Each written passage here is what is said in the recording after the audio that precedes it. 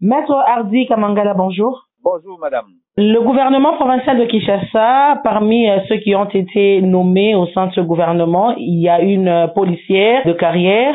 Pensez-vous qu'il y a eu violation de la Constitution? Évidemment, de manière aussi directe, c'est que nous constatons qu'il y a violation expresse de la Constitution, sauf de cas de dérogation ou des exceptions près. Parce que jusque-là, il n'y a aucun document qui atteste qu'il y a eu dérogation, puisque l'élément de police dont il est question est également protégé par la loi et la loi interdit à tout élément de police d'exercer un mandat public, adhérer à un parti politique ou à un regroupement politique ou d'exprimer ses opinions politiques. Et donc, à ce niveau, nommer un officier de police à un mandat public revient à une violation, sauf exception ou dérogation qui doit également être établie par un acte. Et donc, tant qu'il n'y a pas cette exception-là ou cet acte prouvé, nous pensons à ce jour et nous constatons tous avec l'opinion d'ailleurs internationale qu'internationale qu'il y a eu violation de la loi au regard des prévisions de notre Constitution. Peut-être qu'elle a été un élément remarquable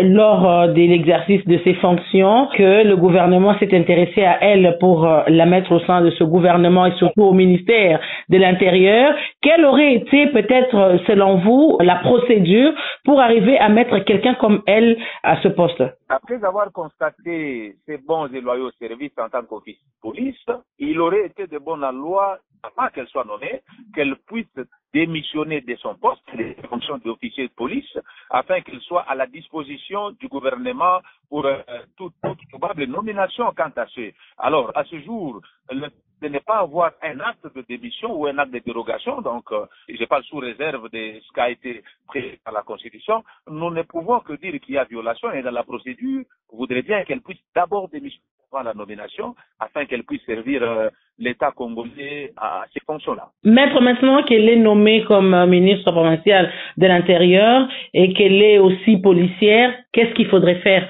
à ce moment? Visiblement, déjà, il y a incompatibilité, ce qui a une fonction qui doit tomber. Du coup, la fonction de policier, d'officier de police devait tomber directement ou avant même la nomination. C'est comme ça que j'ai dit, je me réserve. Et je ne sais pas si elle avait déjà démissionné ou il y a eu une dérogation au préalable avant d'être nommée. Maître Hardy Kamangala, je rappelle que vous êtes juriste de formation. Shalom.